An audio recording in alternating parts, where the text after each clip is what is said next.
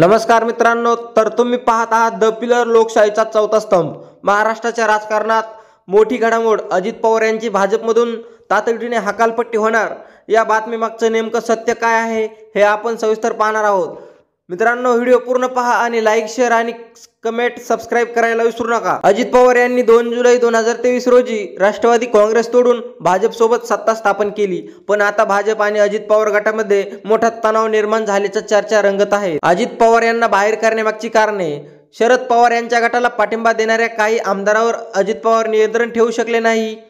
भाजपमध्ये अजित पवार यांच्याबाबत वाढता विरोध: आगामी लोकसभा आणि विधानसभा निवडणुकीत भाजपला अजित पवार यांच्या गटाचा फारसा फायदा होणार नाही अशी चर्चा। भाजप आणि शिंदे गट काय म्हणतो? भाजपमधील काही नेते अजित पवार यांच्या कारभारावर नाराज आहेत।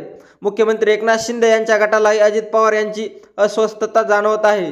अजित पवार यांची पुढील रणनीती काय असू शकते? तर भाजपने त्यांची हकालपट्टी केली तर अजित पवार यांच्या पुढे 2च पर्याय उरतात: पुन्हा शरद पवार यांच्याशी हातमिळवणी करणे, दुसरा स्वतःचा स्वतंत्र गट मजबूत करून राजकीय दबाव निर्माण करणे।